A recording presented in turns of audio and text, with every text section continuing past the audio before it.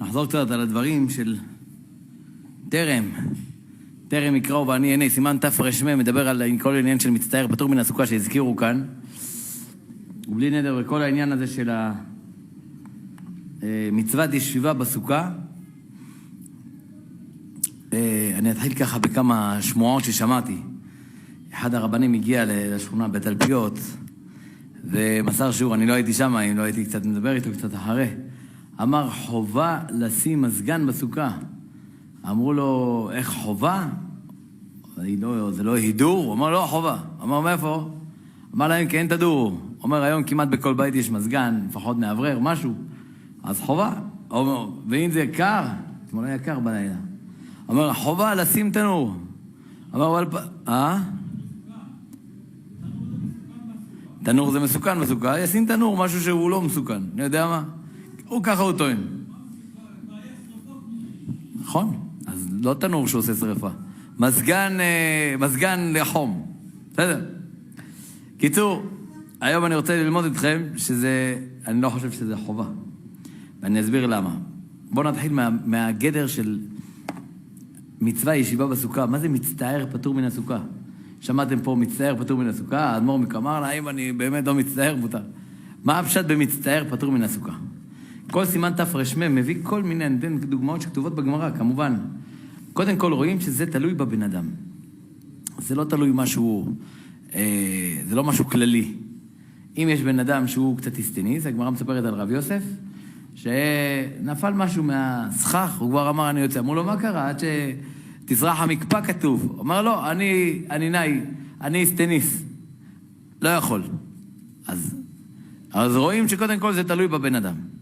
אחרי שזה תלוי בבן אדם, צריך להבין מה זה מצטער פטור מן הסוכה, מה שלא ראינו בכל המצוות. אדם שקצת יש לו זבובים, הגמרא אומרת בוקי, משום זבובים, אומר יש לו פה ושמה ועוקצים אותו בלילה, והוא לא יכול לאכול בצורה כזאת, לא יכול לישון, הוא יכול להיכנס לבית. חם, יכול להיכנס לבית. יורד גשם, יכול להיכנס לבית. בתפילין זה ככה, אדם שבא להניח תפילין, פתאום יש איזה זבוב, משגע אותו. מה זאת אומרת? לפום צערה אגרה, תצניח את התפילין, מה השאלה? יש צער? אדרבה, זה המצווה. אפילו בדברים של הכשר מצווה. כתוב באריז"ל שמי שמזיע בדברים של לכבוד שבת או בעשיית המצות, כל הדברים האלה, אומר אדרבה, זה מוחק לו את העוונות. אז מה קרה פתאום בסוכות? כן, בבנייה עצמה, אפילו שהוא מצטער, הוא בונה, חייב לבנות. פתאום בישיבת סוכה, לא. אם הוא מצטער, פטור מן הסוכה. הלכה נוספת שצריך להבין אותה, ובזה אולי אנחנו נשלים את ההגדרה של המצוות ישיבה בסוכה. כתוב בהלכה, הגמרא אומרת, לגבי לימוד תורה, בסוכה או בבית הכנסת, בבית מדרש, אז אומר, אם קשה לו ללמוד בסוכה, כגון שהוא רוצה לעיין בדבר, שהוא רוצה מאוד לעיין, לא רק לגרוס, אז עוזב את הסוכה, הולך לבית המדרש, לומד שם. תפילה, אותו דבר, מתפלל בבית. מתפלל בבית הכנסת, לא מתפלל בסוכה. יש כאלה מתפללים בסוכה. האם יש בזה באמת הידור?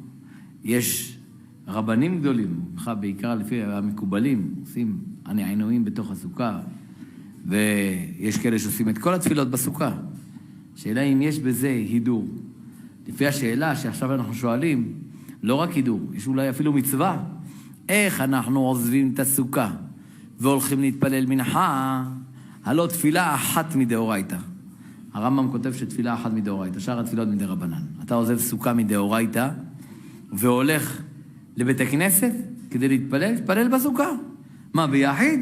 לכאורה, כן, אפילו ביחיד. למה?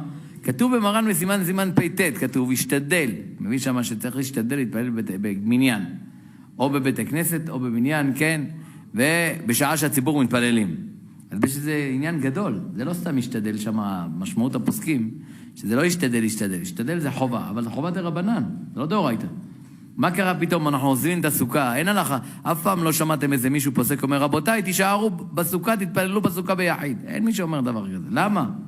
למה? זה בדיוק השאלה. הרי מצווה ישיבה בסוכה, על כל שהייה, כל רגע ורגע, כמו שרש"י מביא בתחילת פרק שני במסכת סוכה, על כל שהייה ושהייה שהוא יושב ושוהה שמה, קיים איזה מצווה דאורייתא. המונה עובד שמה, טק, טק, טק, טק, טק, כל רגע עוד מצווה, עוד מצווה, עוד מצווה. אז היה עדיף להישאר בסוכה. איך אנחנו? אנשים הולכים לכל מיני מקומות ויוצאים. אומר רבי אליעזר, אומר, משבח אני את העצלנים. אומר, מה טוב בעצלן? שהוא לא הולך לעשות עבירות. לא, בסוכות, הוא אומר, אני משבח אותם. למה? אומר לו, תבוא, אנחנו הולכים קצת לפה, לטייל. אומר, לא, אני יושב בסוכה, אין לי כוח. אני זה. אומר, משבח אני את העצלנים, אומר רבי אליעזר. משבח אותם, שהם לא יוצאים מהסוכה. הנה, עצלן הרוויח. מה רואים מכאן? לכאורה עדיף להישאר בסוכה כל רגע ורגע. אז מה ההגדרה, רבותיי? יש פה כמה וכמה שאלות שצריך באמת להבין את ההגדרה של מצווה וישיבה בסוכה. כתבו בפוסקים, הגמרא אומרת, כמה פעמים הגמרא אומרת, כבר בסוכה דף ב', כבר על ההתחלה, אומר, בסוכות תשבו 7 ימים, אז זה תשבו כעין תדור. אומר, תנהג בסוכה כמו שאתה נוהג בבית. בבית שלך, כשברגע שעת המנחה, אתה עוזב את הבית, נכון? אתה הולך להתפלל בבית הכנסת. גם עכשיו, בסוכה, כשאתה נמצא בסוכה, תעזוב את הסוכה, תלך לבית הכנסת. זאת אומרת, ככה היא הצורה של מצווה ישיבה בסוכה. מה? אומר, כמו בבית. כמו בבית. לכן אומר לך, מצטער פטור מן הסוכה על מה שלא מצאנו בשאר המצוות. אומר, זה אמור להיות כמו בבית, פתאום יורד גשם. רגע, פה תכף, שנייה. בבית אין גשם, פה יש לי גשם. מצטער פטור מן הסוכה. למה מצטער פטור מן הסוכה? בשאר המצוות לא ראינו את זה. אומר, כי בסוכה אומר לך, יש עניין שיהיה כמו בבית. ואם בסוכה בן אדם מצטער, אז הוא כבר לא כמו בבית. אז אומרים לו, תיכנס לבית. בבית אין לו זבובים, בבית לא חם לו, בבית לא יורד גשם, בבית. במקרה כזה שזה לא דומה, אי אפשר להתנהג כמו בבית, אומר לך, אתה פטור מן הסוכה. לפי זה מובן גם, הולכי דרכים פטורים מן הסוכה. למה שהולכי דרכים יהיו פטורים מן הסוכה? הולכי דרכים, כתוב בהלכה, זה משנה מפורשת, פטורים מן הסוכה. מה זה הולכי דרכים? נהג אוטובוס, נהג מונית.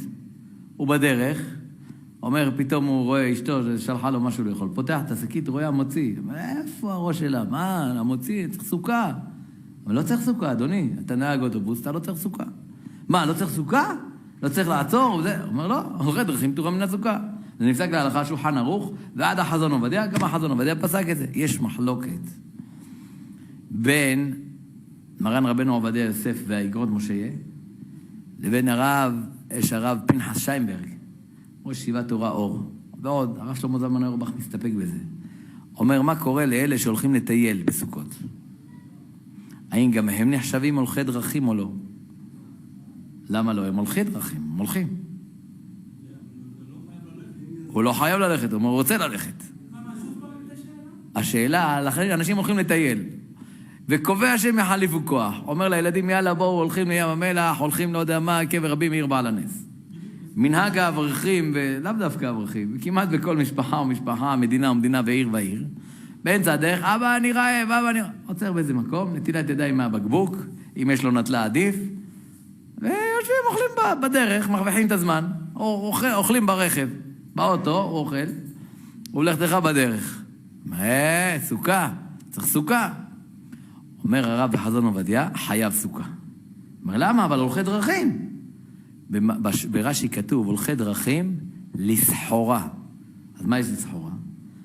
לסחורה, כתוב בפוסקים, הרמב"ם מביא את זה בסימן רמ"ח, תסתכלו באור החיים, לגבי יציאה בערב שבת וכו'. אומר, לסחורה זה קצת מצווה. אדם הוא יגיע כפיך כי תאכל, הולך לעבוד, שידע לו שהוא עושה מצווה. רק שיכוון, רק שיפעיל את הראש, יגיד, ריבונו של עולם, אני בעיקרון הייתי צריך לשבת עכשיו בבית המדרש, אני הולך לעבוד, בגלל שמה לעשות, יש ילדים, צריך לפרנס וכו'. הוא עושה בזה מצווה. מותר לצאת לחוץ לארץ לצורך פרנסה. מה קרה? איך זה מותר? לישא אישה זה מצווה גדולה, מוכרים ספר תורה, זה אומר לך, לא, לישא אישה, פרנסה, לימוד תורה. מה, זה עד כדי כך, כאילו יש פה איזה, כן, ללכת לפרנס את בני ביתו, אדם צריך לדעת שהוא מקיים בזה מצווה. אז אומר הרב עובדיה, טוב, זה מצווה. אומר הרב משה פיינשטיין, זה מצווה. אדם שהולך, נהג אוטובוס, נהג מונית, מה הוא עוסק עכשיו?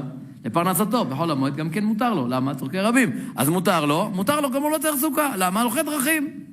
אם הוא רוצה להחמיר על עצמו, אני יודע מה, פתאום הוא כבר עכשיו בהפסקה, עכשיו הוא לא נוסע, אז בזמן שהוא לא נוסע בזה הפסקה, באמת הוא כן צריך סוכה, כי הגמרא אומרת, שומרי פרדסים ביום, אז חייבים בלילה, שומרי פרדסים בלילה הם חייבים ביום, אז זה לזמן שהוא לא עובד. אבל אם בזמן שהוא עובד, ועכשיו בא לו לאכול איזה פיתה באמצע הדרך, לא יודע אם זה מותר על פי החוק, אבל אם מותר לו נגיד, אז הוא יכול לאכול, אין בעיה, לא צריך סוכה.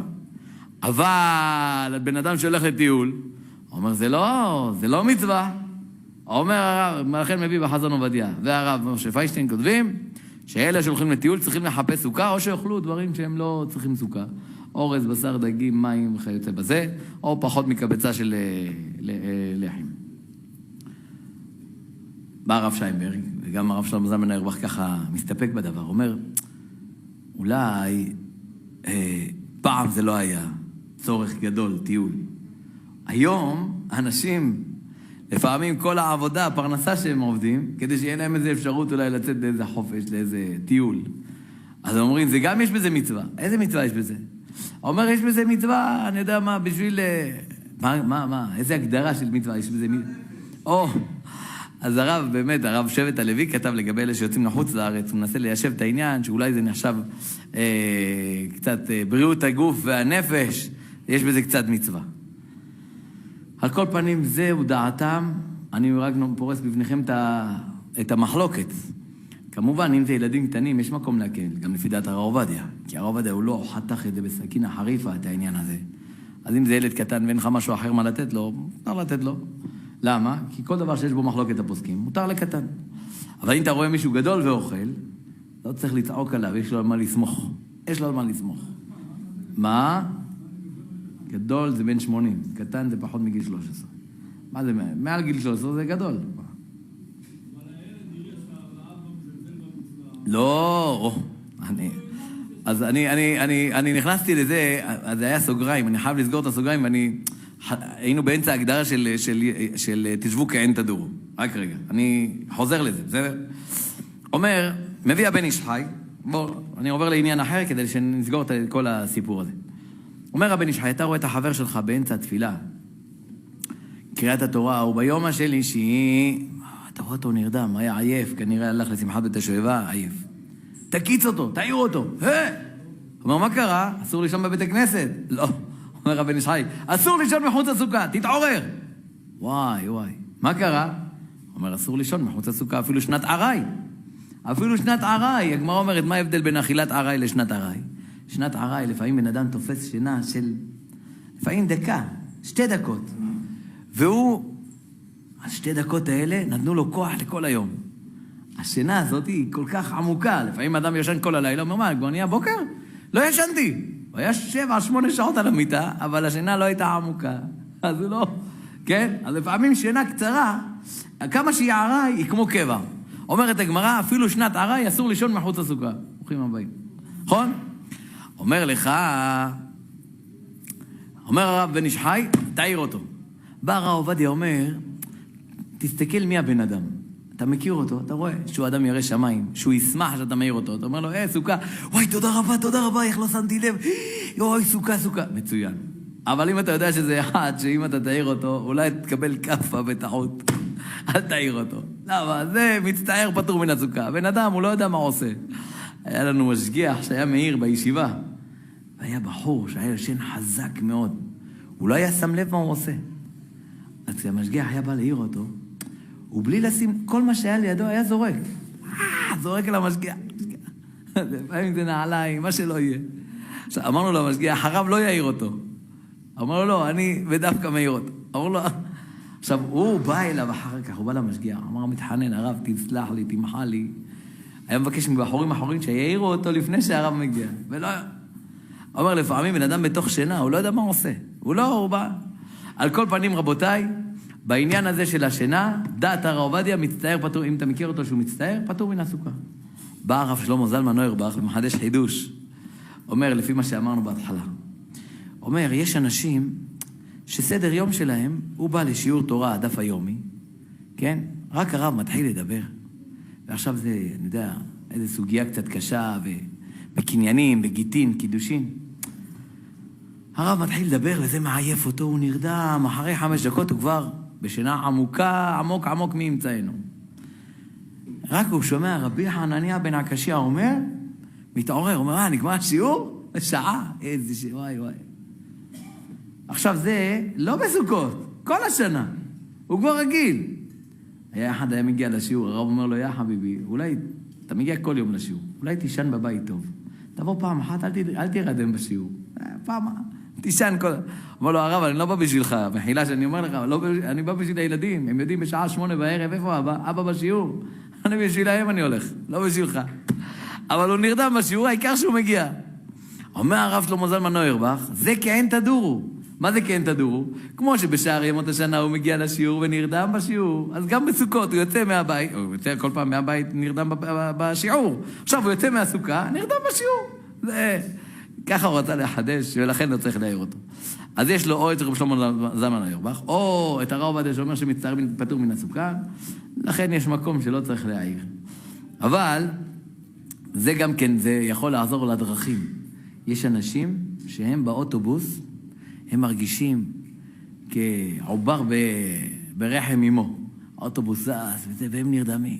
השתבח שמולד. מי? ירושלים, בית שמש, ירושלים, תל אביב, ירושלים, נתיבות.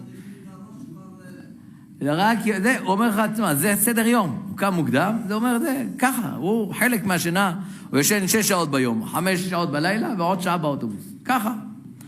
אז הוא אומר, זה כעין תדורו. זה אצלו כעין תדורו. ככה הוא יושן.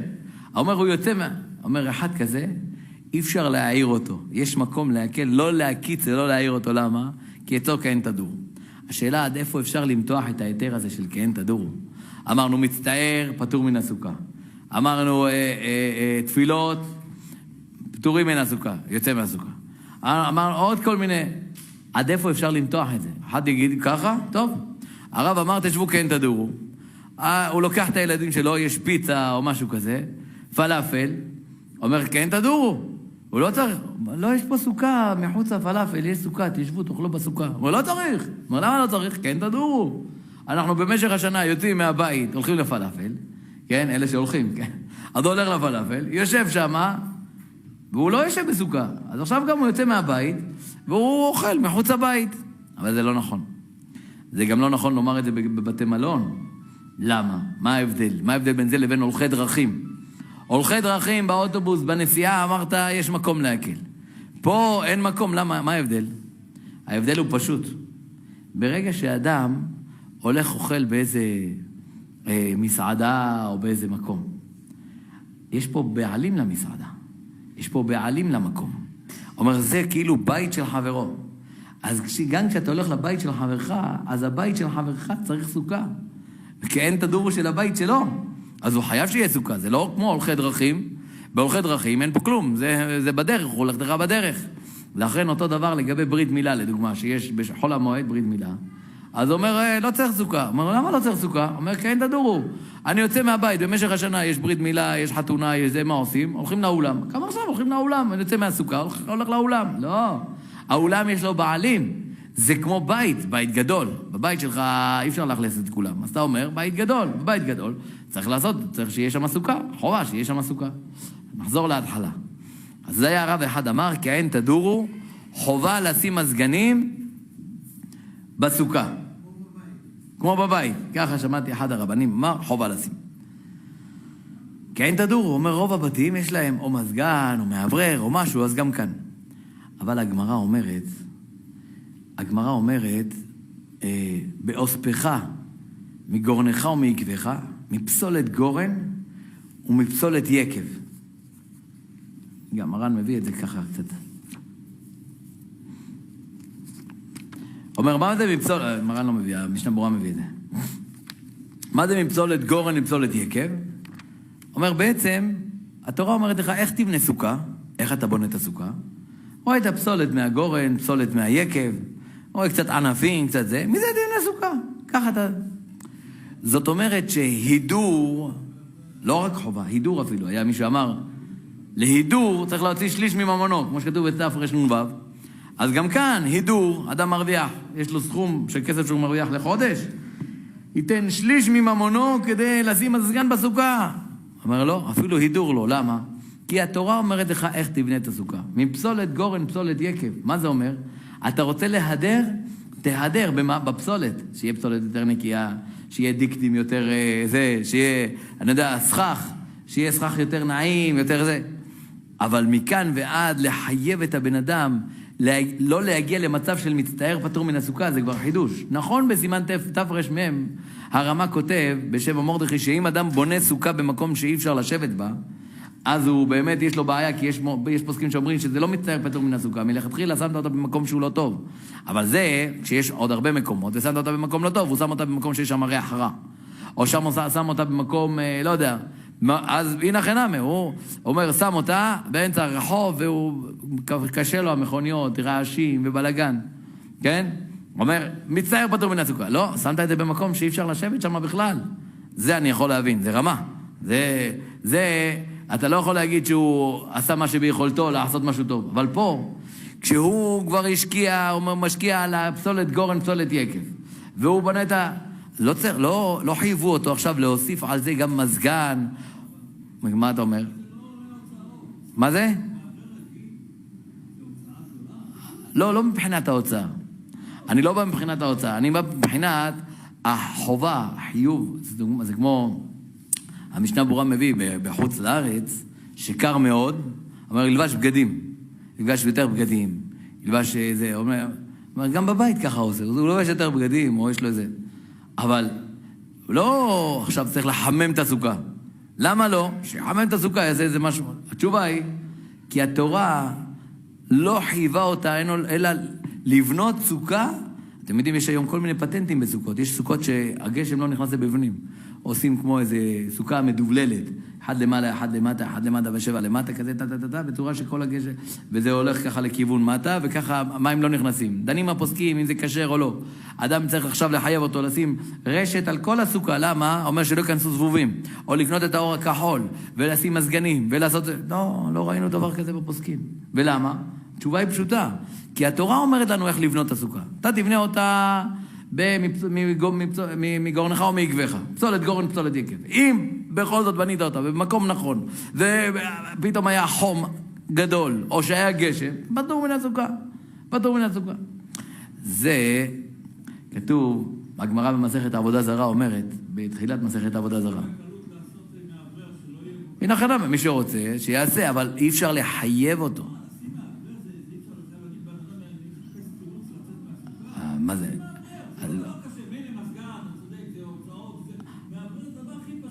אני אגיד לך יותר מזה. לא, אני לא יודע, טוב. אני אגיד לך מה, אז אני רוצה ללכת איתך בכל זאת. אם נגיד דוגמה חם מאוד, והוא שם עכשיו מאוורר, הוא יוכל באמת לברך?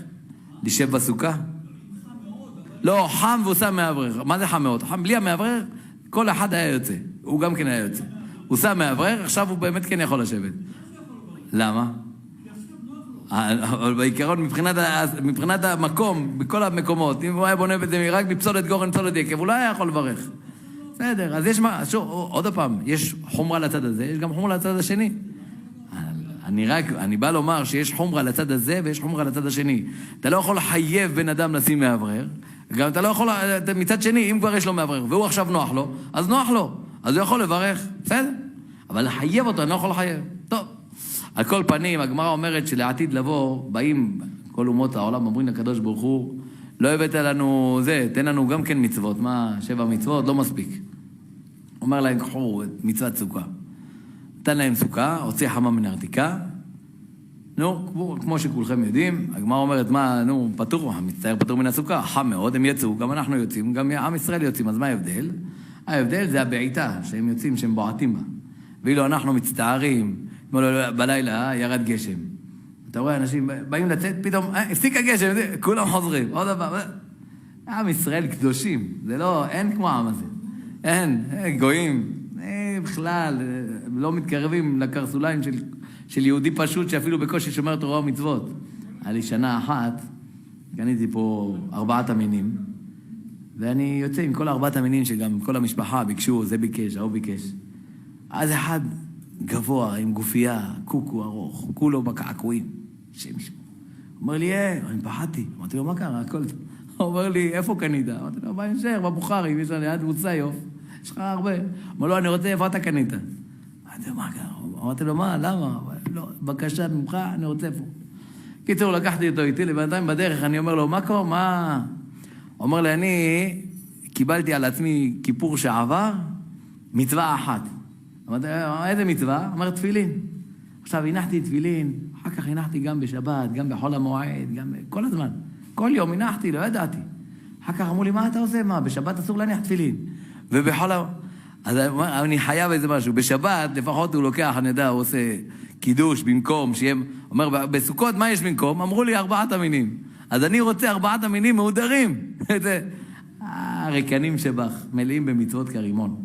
על כל פנים, אומר להם הקדוש ברוך הוא, וקחו את הסוכה. למה נתן להם הקדוש ברוך הוא מצוות סוכה?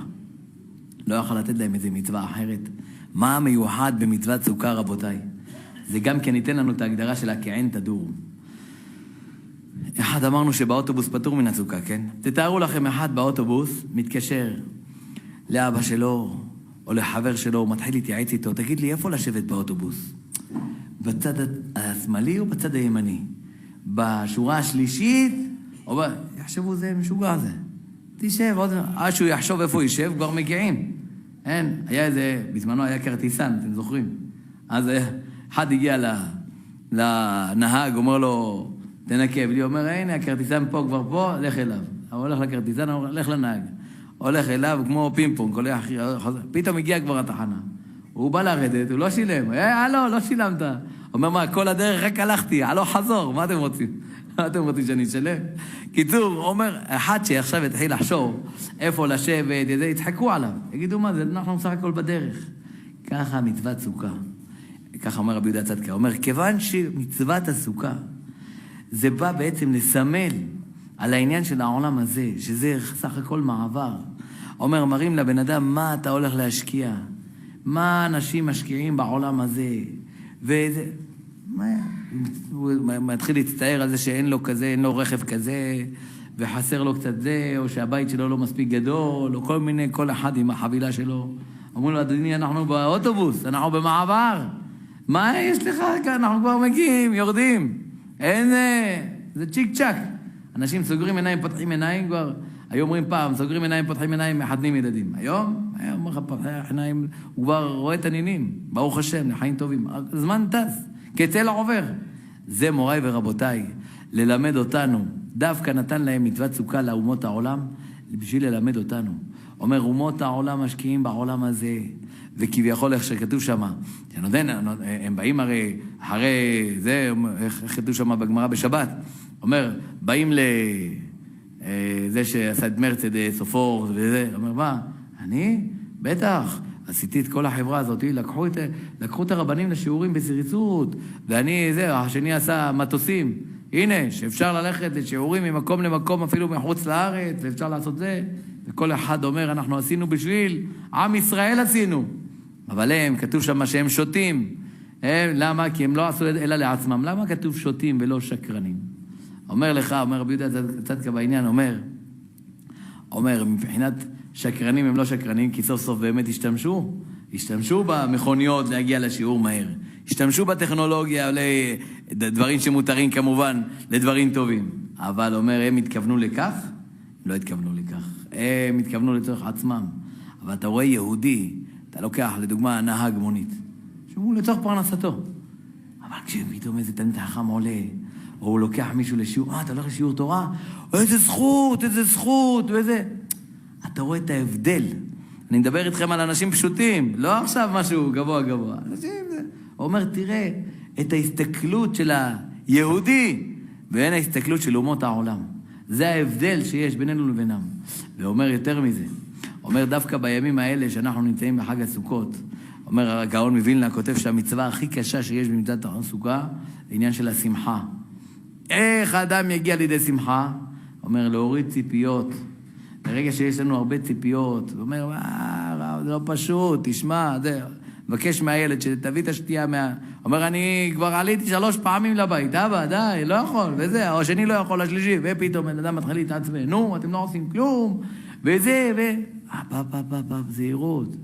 מצוות סוכה ושמחת בחגיך נאמר בחג הסוכות, אומר הגאון מווילנה, זה המצווה הכי קשה שיש. 7 ימים, רק לשמוח יש. אז איך יעשה את זה? הוא אומר להוריד ציפיות. אומר, גם אם לא עושים, הכל מעבר, הכל בסדר, זה לא עולם הזה, עולם חולף, הכל טוב, תתקדם הלאה. אומר, היה מעשה באיזה אחד, באחד העיירות ברוסיה. אומר, היה יהודי מאוד שמח, יעקב קראו לו. אני, בסדר, יש, ברוך השם. לא צריך.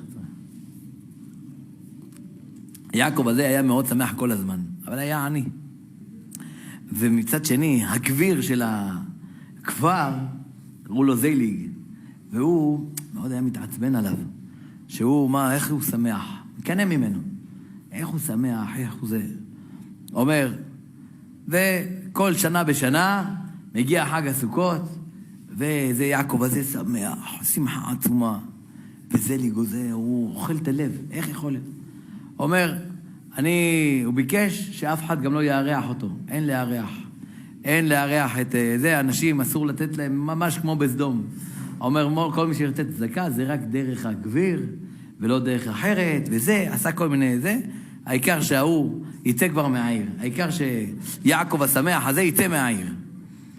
אבל זליג הזה היה כל הזמן מפחד מיום המיטה, ממלאך המוות. כל הזמן היה לו פחדים. כל הזמן פחדים. אנשים כבר היו יודעים את זה. אומר, מה? כאילו כל הזמן הוא לידו. אומר, מה, מלאך המוות, זה השם ישמור, אל תזכיר את השם שלו, אל תשרוק בלילה, כל מיני. בקיצור, פחדים. אומר, סוכות אחד, אומר, אחרי התקנה הזאת של הגביר, אף אחד לא נוגע ואף אחד לא מארח אף אחד, רק באישור הגביר, הוא הזה. יעקב לא ידע מה לעשות, אבל הוא בשמחה התחיל לרקוד וללכת עד שהוא הגיע לבית העלמין. הגיע לבית העלמין, ראה אותו אחד מחברה קדישה, משה קראו אותו. אומר לו, מה, רבי יעקב, מה נשמע? אומר לו, מה אתה עושה פה? אומר לו, לא שמעת את הגזירה של הזה, לא יודע מה רוצה ממני. אומר לו, תשמע, יש לי פה כמה קרשים, קח אותם, איתם תעשה סוכה. בקרשים היה כתוב על כל קרש וקרש, פי נון. פה נטמן, אתם מכירים של הבית העלמין, פה נטמן. אז הוא בנה את הסוכה, אתה רואה בקרשים, פה נטמן. מגיע חג הסוכות, זה זייליג הזה, הגביר, עובר בדרך והוא שומע מהבית של יעקב, שם מהסוכה, שמחה וששון. הוא בא, מתקרב, אומר, מאיפה הבאת? מי נתן לך? הוא כועס על זה שנתן לו. אז הוא יוצא אליו, אומר לו, ברוך הבא, אומר, אתה יודע מאיפה הקרשים? אני אגיד לך. אומר, אחרי הגזירה שגזרת, אומר, פגשתי את מלאך המוות. הוא אמר לי שהוא רוצה לקחת אותך, השם ישמור, רוצה לקחת את זליג הזה. אמרתי לו, למה אתה רוצה לקחת? הוא אומר, על זה שמשהו עשה לך. איך הוא עשה לך ככה? הוא אומר לו, תשמע, אומר, כאילו, אמרתי למלאך המוות, אל תיקח אותו. תן לו את האפשרות. אומר, תביא לי. אומר, תביא היה לו כבר קרשים. אתה רואה את הקרשים האלה? אומר, זה הארון שרצו לעשות ממנו את אומר, אמרתי לו, תביא, במקום זה, תביא, אני מוחל לו, תביא את הקרשים, אני אבנה איתם את הסוכה ותעזוב אותו. אומר לו, מה, ככה? ראית את מה? אומר, הוא התחיל לשמוח איתו ולרקוד איתו. אמר לו, תשמע, המראה השחורה, שכל היום חושב על מלאך המוות. זה שטויות. אומר, אדם צריך לשמוח, לקחת את הילדים. או כתוב, מטייל בסוכה. בסוכה עצמה. אומר, מה, שמחת בית השואבה, אנשים מחפשים, איפה אחי, עושים... תבוא, תעשה שמחת בית השואבה בבית, תשים קצת שירים, הרדיו לא עובד, אז זה לא עובד, לא משנה, אתה תרקוד ותשיר להם את השירים ששרו בשמחת תורה, אבות אבותינו, תשמח. זה שמחה אמיתית, רבותיי. לא איפה היית ואיפה הלכת, בתוך הבית שלך. יהי רצון שנזכה באמת, ושמחת בחגיך, נזכה לשמחת החג, נזכה לבניין מקדש במהרה בימינו, אמן ואמן, מכבוד כבוד הרב.